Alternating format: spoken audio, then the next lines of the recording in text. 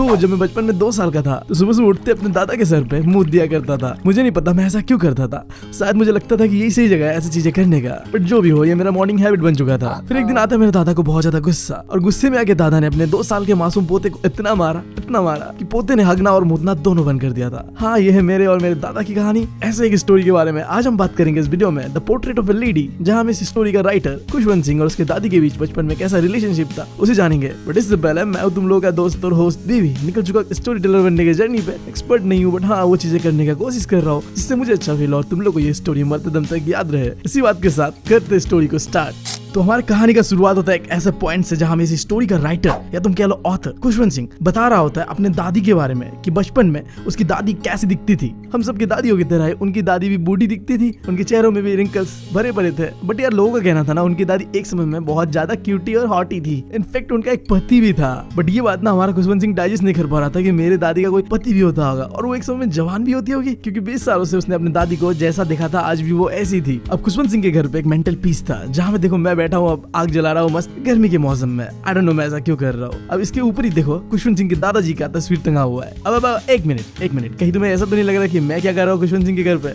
देखो यार मैं ना पैदाइशी बेशरम हूँ, और मैं ही नहीं मेरा पूरा खानदान ही बेशरम है। हम बिन बुलाए ऐसे किसी के घर में घुस जाते हैं, तो इस चीज को इग्नोर करना, तुम स्टोरी पे फोकस करो यार, मेरे पर्सनल चीजों को क्यों नहीं कर रहे हो। ध्यान दो खुशवंत सिंह के दादाजी के ऊपर। तो खुशवंत सिंह के दादाजी के सर पे था एक बड़ा सा पगड़ी, और दादाजी ने पहना था ढीले ढाले कपड़े, और उनकी दाढ़ियां भाई साहब इतने लंबे थे कि भाई साहब छाती का बाल तक नहीं दिख रहा था, और उन्हें देख के ऐसा लग रहा था कि उनका उम्र तो पक्का 100 साल से कम होगा नहीं। और खुशवंत सिंह के दादाजी को देख के खुशवंत सिंह का मानना यही था कि मैं नहीं मानता कि इनका कोई पत्नी होता होगा, कोई बच्चे होते होंगे, नहीं, इनका तो पक्का ढेर सारे पोते पोतिया होता होगा। ये बिल्कुल ऐसा ही था जैसे खुशवंत सिंह अपने दादी के बारे में सोच रही थी कि मेरी दादी तो जवान और क्यूटी तो कभी दिख ही नहीं सकती। देखो इस समय खुशवंत सिंह की दादी कैसे दिखती थी, उम्र तो गया था, हाइट में थोड़ी छोटी थी, मोटी थी और थोड़ा झुक के चलती थी, चेहरों में रिंकल्स भरा हुआ है और बाल भी सफेद हो चुके हैं। तो अब हमारा भाई मानने को तैयार ही नहीं है कि भाई साहब मेरी दादी एक समय में जवान और क्यूटी भी दिखती थी। बट हमारा भाई इस बात से मना नहीं कर रहा है कि मेरी दादी ना ब्यूटीफुल नहीं है, बहुत ब्यूटीफुल है उसकी दादी। उसने अपने दादी का ब्यूटी को कंपेयर करा एक ऐसे माउंटेन से जो कि ढका हुआ है व्हाइट स्नो से। कितना खूबसूरत लगता है वो पहाड़ जो कि बर्फ से ढका हुआ हो। तो ऐसी खूबसूरत खुशवंत सिंह की दादी उसे लगती थी। अब अगर तुम्हें लग रहा है कि खुशवंत सिंह ने अपनी दादी को कंपेयर करा एक माउंटेन जो कि स्नो से ढका हुआ है, वाई, तो देखो खुशवंत सिंह की दादी के बाल हो चुके थे सफेद, और वो पहनती भी थी सफेद कपड़ा,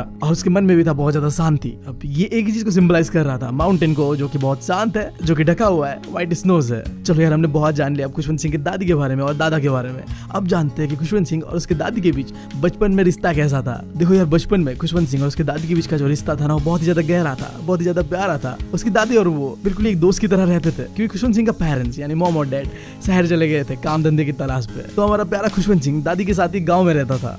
तो जब तुम किसी के साथ बहुत ज्यादा समय बिताते हो ना तो तुम उससे बहुत ज्यादा अटैच हो जाते हो। अब इसमें चाहे तुम्हारी दादी के साथ तुम समय बिताओ या किसी और के साथ, भाई साहब अटैचमेंट तो होता है। तो देखते हैं खुशवंत सिंह और उसकी दादी किस तरीके से एक साथ समय बिताते थे बचपन में। तो सुबह सुबह सबसे पहले दादी उठती है और उठ के अपने पोते को उठाती है, तैयार करवाया जाता है स्कूल जाने के लिए। दादी एक गाना हमेशा गुनगुनाते रहती थी इस उम्मीद से कि पोता भी शायद ये गाना गुनगुनाने लगे। अब दादी का ऐसा गुनगुनाना उसे बहुत पसंद होता, बट वो कभी सीखने या समझने का ट्राई नहीं करता था। फिर दादी उसे करवाती थी ब्रेकफास्ट, जहाँ पे होता था सूखे बासी रोटी, जहाँ पे लगा हुआ होता था चीनी और बटर। एंड देन वो दोनों निकलते थे स्कूल के लिए, और साथ ही साथ लेके चलते थे वही बासी रोटी चीनी बटर वाले, ताकि रास्ते में आने वाले कुत्तों को भी वो खिला पाए। अब तुम लोग के लिए यहाँ पे सवाल, क्या तुम लोग कभी अपने स्कूल पे टिफिन पे लेके जाते हो ऐसे रोटी चीनी बटर वाले? मैं तो लेके जाता था, बटर नहीं लगाता था, बट हाँ चीनी रोटी एक टाइम पे यार बहुत पसंद था मुझे। अपने दोस्तों के साथ शेयर भी करता था। शेयर तो क्या ही करता था, छीन के खाते थे वो रावण के बच्चे मुझसे। खैर स्टोरी भी वापस आते हैं। देखो सीन क्या था, दादी और पोता दोनों एक ही साथ निकलते थे स्कूल के लिए, क्योंकि जो स्कूल था ना वो मंदिर ही था एक तरीके से। मंदिर के अंदर दादी प्रेयर करती थी, और मंदिर के बाहर जो बरामदा था वहाँ में एक पुजारी बच्चों को पढ़ाता था। वहाँ मॉर्निंग प्रेयर्स एंड अल्फाबेट्स के बारे में सिखाया जाता था। जब तक बच्चों का क्लास चलते रहता है, दादी मंदिर के अंदर ही कुछ किताब लेके प्रेयर्स करती रहती है, और जैसे क्लास खत्म होता है दादी और पोता निकल पड़ते हैं घर के लिए। और रास्ते में मिलता है उन्हें कई सारे क्यूट क्यूट डॉगीज, जिन्हें वो खिलाते हुए बासी रोटी जिनमें लगा हुआ होता है चीनी और बटर। और जैसे खिला के खत्म होता है तो वो निकल पड़ते हैं घर के लिए। तो कुछ इस तरीके से दादी और उसके पोते का बचपन चलता है। बट अब आता है एक टर्निंग पॉइंट। कुछ समय बाद जब खुशवंत सिंह के मॉम डैड शहर पे प्रॉपर्ली सेटल हो जाते हैं, तो वो आते हैं गाँव अपने बेटे और अपनी माँ को वापस लेने, और लेके जाते हैं शहर पे। और शहर में पहुंचते इन दोनों के रिलेशनशिप में आता है बहुत ही बड़ा बदलाव। ये जो एक प्यार भरा दोस्त थी और रिश्ता था ना, ये बदलने वाला है। अब गाँव में रहते वक्त खुशवंत सिंह की दादी और खुशवंत सिंह एक ही कमरे में रहते थे। शहर में आके ये चीज बदला नहीं था, दोनों एक ही कमरे में रहते थे। बट एक चीज अब बदल चुका था। अब दादी के साथ खुशवंत सिंह स्कूल नहीं जाता था। अब हमारा भाई पढ़ता था एक अंग्रेजी स्कूल में, जिसके लिए आता था एक मस्त सा बस, उसी से वो स्कूल आना जाना करता था। अब जब पोता स्कूल चला जाता था तो दादी के पास कुछ करने को होता नहीं था, वो बिल्कुल अकेली पड़ जाती थी। तो वो अपना टाइम पास करने के लिए चिड़ियों को दाना देती थी। अब शहर में कुत्ते तो थे नहीं जिन्हें वो सूखे रोटी खिला पाए, अब चिड़ियों को ही खिला के वो अपना समय बिता देती। अब जैसे पोता स्कूल से घर आता है, दादी पूछती है पोते से, स्कूल में तुमने क्या क्या पढ़ा? तो खुशवंत सिंह बताता है कि उसने स्कूल पे कुछ अंग्रेजी के वर्ड सीखे, थोड़े मोड़े वेस्टर्न साइंस के कॉन्सेप्ट को उसने जाना, लाइक ग्रेविटी, आर्किमिडीज प्रिंसिपल, और उसने ये भी जाना कि दुनिया गोल होता है। अब खुशवंत सिंह की इन बातों को सुनने के बाद दादी बहुत अपसेट हो जाती है, क्योंकि अब दादी खुशवंत सिंह का पढ़ाई पे कोई मदद नहीं कर सकती थी, और ऊपर से रिलीजन और स्क्रिप्चर्स के बारे में तो स्कूल में पढ़ाया नहीं जा रहा था। एक दिन तो हद तक पा रहा था जब पोता आके कहता है कि अब से हमारे स्कूल पे म्यूजिकल क्लासेस भी किया जाएगा। ये सुन के दादी बहुत अपसेट हो जाती है, क्योंकि दादी का मानना था कि गाना बजाना तो यार छपरी लोगों का काम होता है, जेंटलमैन ऐसे काम नहीं करता यार। बट दादी ने खुशवंत सिंह को कुछ भी नहीं कहा, वो उठती है और अपने कमरे में चली जाती है। और उस दिन के बाद से दादी ने खुशवंत सिंह के साथ भी बात करना काफी कम कर दिया था। और ऐसे समय बीतता है और अब आ चुका था खुशवंत सिंह यूनिवर्सिटी में, जहाँ खुशवंत सिंह को मिलता अपना नया कमरा, यानी कि अब खुशवंत सिंह अपने शक्तियों का इस्तेमाल कर सकता है, मतलब पढ़ाई करेगा वो, और क्या करेगा। अपना नया कमरा मिलने के कारण अब खुशवंत सिंह अपने दादी को समय कम देता था। अब कमरे के अंदर खुशवंत सिंह क्या करता था दादी को कुछ नहीं पता होता था। मैं कितना डर्टी माइंडेड हूँ यार। खैर, अब दादी ने भी एक्सेप्ट कर लिया था कि अब शायद उन्हें अपने पोते के साथ उतना समय बिताने का मौका ना मिले जितना एक समय मिला करता था। अब दादी ने भी अकेला रहना सीख लिया था। अब दादी किसी से ज्यादा बातें नहीं करती थी, अब वो ज्यादातर समय बिताती थी सिलाई मशीन के ऊपर और एक हाथ में माला लेके जपती रहती थी। और यही अब उनका सुबह से शाम का रूटीन बन चुका था। और वो अब रेयरली किसी से घर पे बातें करती थी। अब उनका दिन भर का यही काम होता था, दिन भर सिलाई करते रहना और हाथ पे वो माला लेके भगवान का नाम जपना। और पूरे दिन के अंदर उनका जो सबसे हैप्पीएस्ट मोमेंट होता था वो होता था शाम के समय, आफ्टरनून के टाइम, जब वो चिड़ियों को दाना देती थी। लगभग 100 ऑफ स्पैरोस उनके आसपास आके बैठती थी, जहाँ वो तोड़ तोड़ के दाना उन चिड़ियों को देती थी। वो मोमेंट इतना क्यूट होता था कि कोई चिड़िया आके अपने पैर के सामने बैठ जाती थी, कोई चिड़िया आके उनके शोल्डर पे, कोई चिड़िया आके उनके सर पे। वो मोमेंट दादी के लिए सबसे प्रीसियस था। दादी उसी समय सबसे ज्यादा खुश हुआ करती थी। तुम कह सकते हो कि पूरे दिन के अंदर भी यही एक समय था जब दादी ट्रूली हैप्पी फील करती थी। और ये तो एकदम सही बात है यार, हम सबका लाइफ एकदम फक्ड अप होके बैठा हुआ है, किसी को पढ़ाई का प्रेशर, किसी को काम का प्रेशर। पूरे दिन के अंदर पे एक ऐसा मोमेंट तो होना चाहिए जहाँ यार हम पूरा स्ट्रेस रिलीज कर पाए और चैन और सुकून का कुछ पल बिता पाए। अगर तुम्हारा कुछ ऐसा मोमेंट है नहीं तो बनाओ यार, और अगर है ना तो मुझे बताओ कमेंट्स पे कि ऐसा क्या है पूरे दिन के अंदर पे करके तुम्हें सबसे ज्यादा अच्छा लगता है। स्टोरी में वापस आता है। हाँ, अब ऐसे समय बीत रहा था और दादी अपना साइकिल रिपीट करती है हर रोज, वही दिन भर सिलाई मशीन पे बैठे रहना, भगवान का गुणगान करना और जैसे आफ्टरनून होता है चिड़ियों को दाना देना। और दूसरी तरफ पोता अपने बिजी था यूनिवर्सिटी लाइफ को लेके, पढ़ाई को लेके, और ऐसे ही समय बीत रहा होता है। बट इस स्टोरी में टर्निंग पॉइंट तब आता है जब खुशवंत सिंह डिसाइड करता है कि वो अपने आगे की पढ़ाई करने बाहर विदेश पे जाएगा, जिसके लिए उसे पूरे 5 साल अपने फैमिली और दादी से दूर रहना पड़ेगा कम्प्लीटली। अब इस बात से खुशवंत सिंह को लग रहा था कि शायद दादी बहुत अपसेट होगी, क्योंकि किसी से 5 साल कम्प्लीटली दूर रहना यार not a easy task, right. Long distance वाले अच्छे से समझ पाएंगे, बट दादी के केस में ऐसा कुछ नहीं होता है। इनफैक्ट खुशवंत सिंह की दादी तो खुशवंत सिंह को छोड़ने रेलवे स्टेशन तक आती है।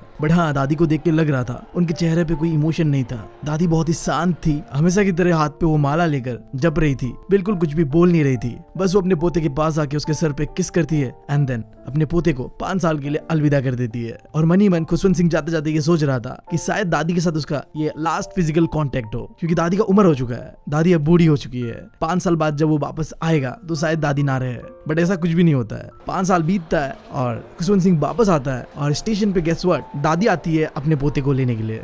दादी हो तो ऐसी यार, मैं तो थोड़ा अब जेलस फील कर रहा हूँ, काश मेरे पास भी होती खुशवंत सिंह जैसा ऐसी दादी। खैर, इन 5 सालों में दादी में कुछ भी बदलाव नहीं हुआ था। दादी जैसी थी आज भी वैसी ही थी, वही बिल्कुल हमेशा की तरह खड़ूस, किसी से बात ना करना, हाथ में माला लेकर जपते रहना और हर शाम को अपने चिड़ियों को खाना देकर अपना हैप्पीएस्ट मोमेंट को जीना। बट दादी के बिहेवियर में चेंजेस दिखना शुरू होता है उस शाम से जिस शाम खुशवंत सिंह घर आता है। जो औरत पता नहीं अपने लाइफ का कितने साल माला जपते हुए ऐसे प्रेयर करते हुए बिताती है, उसने अचानक ये सब करना बंद कर दिया। शाम को दादी कुछ औरतों को इकट्ठा करती है, एक ढोल मैनेज करती है पुराना सा, एंड देन उन औरतों के साथ दादी ढोल नगारा बजाना शुरू कर देती है अपने पोते के आने की खुशी पर। कई घंटों तक दादी ऐसे ही ढोल बजाती रहती है। वो ऐसा प्रिटेंड कर रही होती है ढोल बजाते हुए जैसे उसका पोता अभी अभी बस जंग जीत के लौटा है। दादी पोते के लौटने पे बहुत ज्यादा खुश थी और ये सारे सेलिब्रेशंस पोते के लिए था। बट अब ये चीजें देखकर फैमिली वाले और इनफैक्ट खुशवंत सिंह भी थोड़ा घबरा रहे थे, दादी को रोक रहे थे। एवरीवन बी लाइक, दादी दादी हो गया, बस थोड़ा रेस्ट कर लीजिए वरना रेस्ट इन पीस हो जाओगी।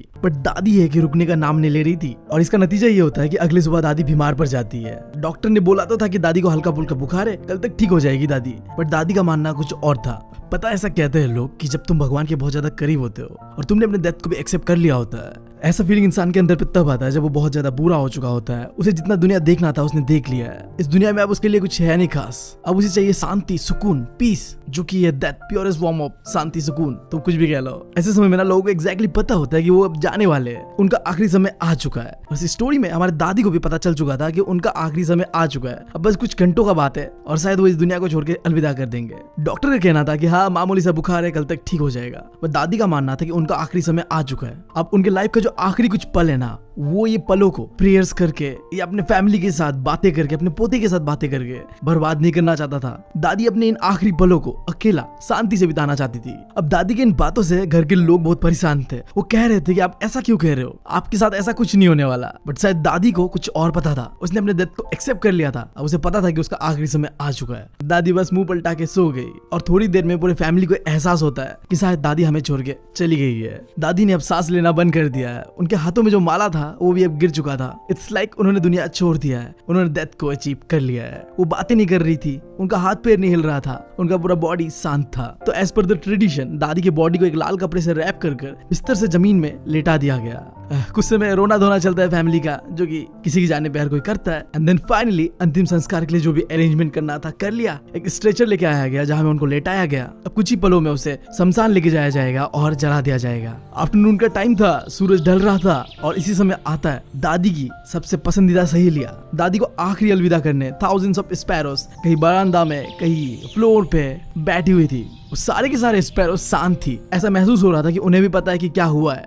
वो मदर फिगर जो उन्हें एक समय में खिलाया करती थी, अब वो इस दुनिया में नहीं है। और उन्हें आखिरी गुड बाय करने के लिए वो सारे स्पैरोस फ्यूनरल को अटेंड कर रहे थे। अब जैसे एक इंसान के गुजर जाने पर एक इंसान दुखी होता है, शांत रहता है, उसके आंखों में आंसू होता है, इन स्पैरोस के बिहेवियर में भी वो सारी चीजें दिख रहा था। अब चिड़ियों का ऐसा बिहेवियर देख के घर में बैठे सारे लोगों को दुख लग रहा था। खुशवंत सिंह की मम्मी घर से एक ब्रेड लाकर बरामदा में तोड़ तोड़ के दे रही थी, इस उम्मीद से कि शायद वो स्पैरोस खाने आई है और खा के चली जाएगी। पर ऐसा कुछ नहीं होता है। मैंने बताया वो स्पैरोस अपने मदर फिगर को आखिरी बाय करने आई थी। वो चिड़िया तब तक रहते हैं जब तक खुशवंत सिंह की दादी को 4 कंधों पे उठाकर शमशान के लिए लेके नहीं जाया जाता है और कुछ ही देर में दादी को उठाकर हमेशा हमेशा के लिए अलविदा कर दिया जाता है। अगला सुबह बरामदा में दिखता है वही ब्रेड के टुकड़े। किसी भी चिड़िया ने एक मुंह तक नहीं लगाया था। एक बंदा घर का सफाई करने वाला आता है और उन सारे ब्रेड्स के टुकड़े को डस्टबिन में फेंक देता है। तुम यहाँ पे इमोशन का लेवल देख रहे हो। स्पैरोस के अंदर भी इतना इमोशन है। वो समझते हैं किसी के गुजर जाने पे कैसा फील होता है। और इसी के साथ ये स्टोरी होता है खत्म। आई डोंट नो, काफी इमोशनल स्टोरी था। इस स्टोरी के अंदर में मुझे सबसे ज्यादा दुख लगा वो दादी का सैक्रिफाइस, वो इंतजार करना किसी के लिए। आज तक शायद मैं रिलेट नहीं कर पा रहा था इतना,